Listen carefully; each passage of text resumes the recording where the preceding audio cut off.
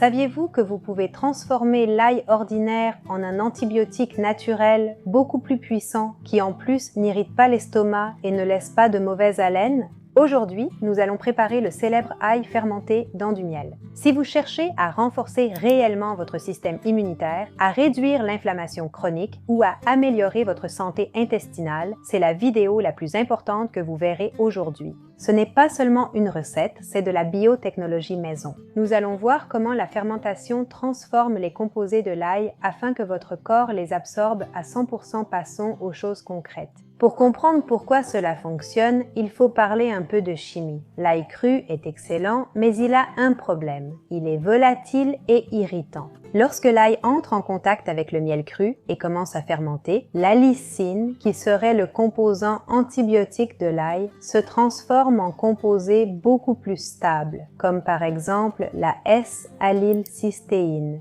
SAC. Que fait la SAC dans ton corps? C'est un antioxydant puissant. Il protège tes artères, aide à réguler la pression et, le plus important, il est soluble dans l'eau, ce qui signifie que ton corps l'assimile beaucoup mieux que l'ail cru. En utilisant du miel non pasteurisé, nous activons un processus de fermentation sauvage. Cela crée un aliment vivant qui arrive dans ton intestin pour nourrir tes bonnes bactéries. C'est pour ça que c'est un probiotique. Et voici l'axe intestin-cerveau dont la science parle tant et la science confirme aujourd'hui qu'un intestin sain produit des neurotransmetteurs comme la sérotonine. C'est pourquoi ce remède ne soigne pas seulement le corps, mais il t'aide aussi à équilibrer ton humeur et à réduire les niveaux d'anxiété.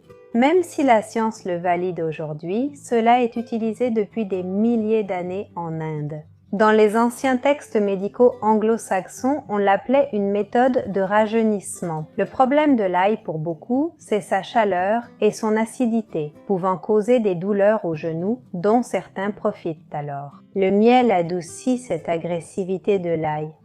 En faisant fermenter l'ail dans le miel, nous faisons en sorte que le bénéfice purifiant de l'ail entre dans notre corps en douceur, sans brûlure. Cela permet aux personnes qui ne toléraient pas l'ail auparavant de pouvoir l'utiliser comme remède quotidien. Et maintenant, passons à la recette. Les ingrédients dont nous avons besoin pour cette recette sont une tête d'ail, du miel biologique.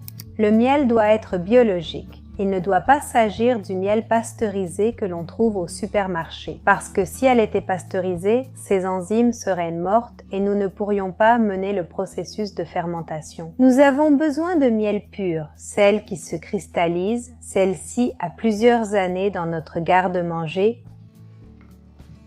C'est bon.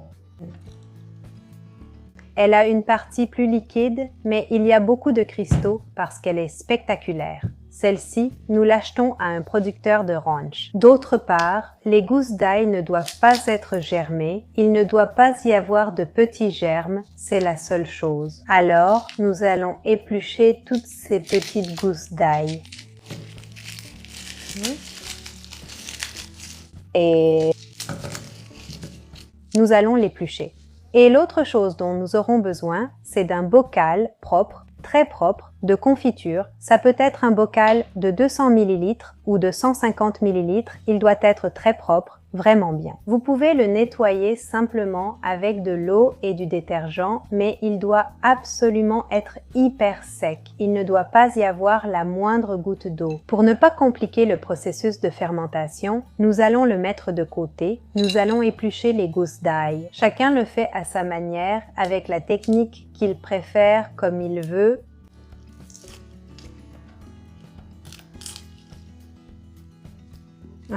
Ainsi, avec chacun d'eux, nous allons voir un peu de magie. Maintenant que nous les avons épluchés, nous devons libérer la lysine de l'ail. Pour cela, il faut leur donner un bon coup sans les hacher. Il n'est pas nécessaire de les hacher. Il suffit simplement de leur donner un coup comme ceci pour briser les parois cellulaires. La lysine n'existe pas dans l'ail entier. Dans la gousse d'ail entière, elle se crée par une réaction chimique lorsque les cellules sont brisées. Si nous ne les écrasons pas, nous n'aurons aucun remède.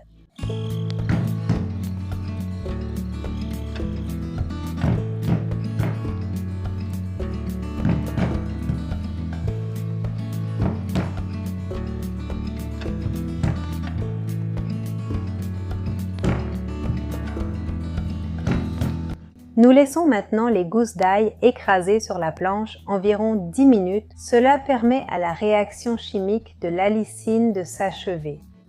Après ces 10 minutes, nous ajoutons les gousses d'ail dans le bocal.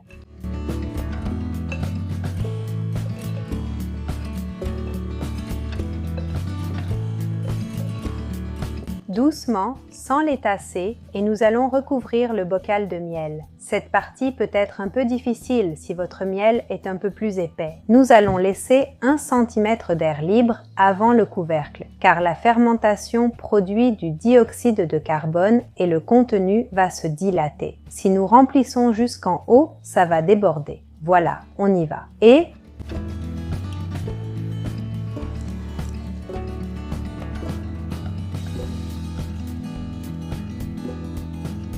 celle-ci qui en contient plus.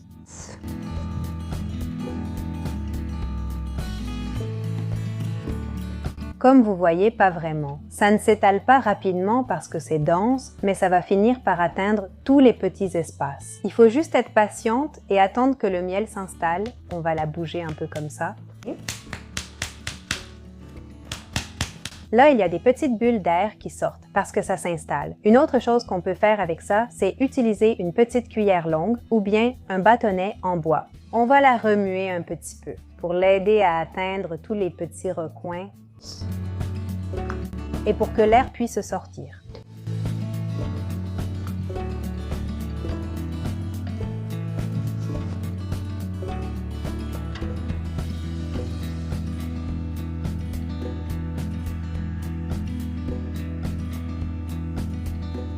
Là, on l'aide un peu, là où on voit qu'il peut rester de l'air pour que ça couvre complètement. Ensuite, ça va descendre petit à petit. Ne vous inquiétez pas et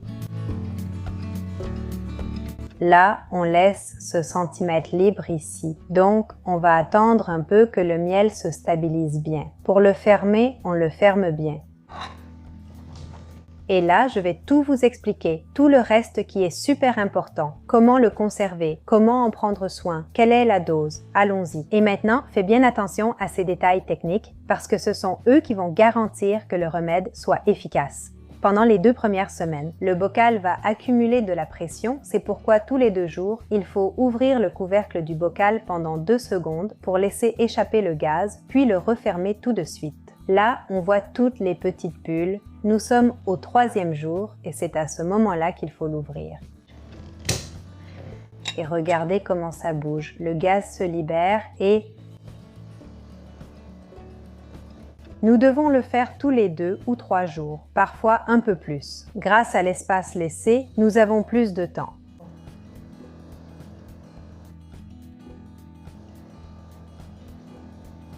Regardez ce qui se passe. Voir ce qui se passe dans le bocal jusqu'à ce que ce soit prêt. Voilà, c'est prêt. Combien de temps dois-tu attendre? Le point optimal, c'est 1 mois. Tu vas remarquer que le miel devient liquide comme de l'eau et les gousses d'ail descendent, elles coulent. Là, tu peux déjà commencer à le consommer. Le miel devient de plus en plus liquide et les gousses d'ail vont commencer à descendre à mesure que le miel se liquéfie. Elles vont aller au fond. Et là, ça veut dire que c'est déjà prêt. Quelle est la dose recommandée? Une gousse d'ail et une cuillère à café de miel 1 fois par jour, le matin, toujours à jeun. C'est idéal pour les mois d'hiver ou quand tu te sens épuisé.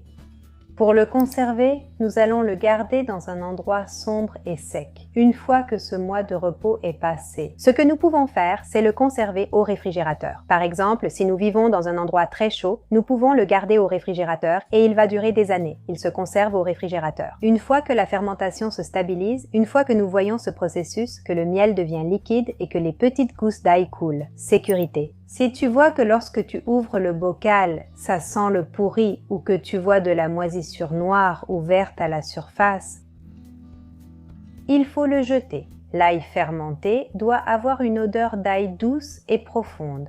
Faire ta propre médecine, c'est retrouver ta souveraineté. Ce bocal est un outil de santé que tout le monde peut avoir dans sa cuisine. Si toutes ces informations et la recette t'ont été utiles, dis-le-moi dans les commentaires, comme ça je le sais. J'approfondis ces sujets. Tu as du miel bio, du miel pur, tu peux commencer dès aujourd'hui. Qu'est-ce que tu en penses d'avoir un booster d'immunité là, dans la cuisine, à portée de main? Je m'appelle Danaï Aguilar, merci beaucoup de m'avoir accompagné dans cette vidéo et si tu souhaites approfondir la connexion entre ton esprit, ton corps et ton âme, je t'attends sur mon autre chaîne. Pour cette raison, je te laisse ici une petite carte pour que tu puisses aller le visiter. Mais si tu n'aimes pas le miel ou si tu n'aimes pas ce procédé, peut-être que tu préfères un autre type de préparation, quelque chose de plus salé. J'ai une autre façon de fermenter l'ail qui est excellente et je vais te laisser la vidéo pour que tu puisses aller la voir. Je te la mets ici. Si tu as aimé cette vidéo, si tu aimes ce genre de contenu, je te demande de me le faire savoir en laissant un pouce en l'air, en me laissant un commentaire et surtout en la partageant. Je t'invite aussi à t'abonner à cette chaîne. Je t'embrasse fraternellement et à la prochaine. Salut!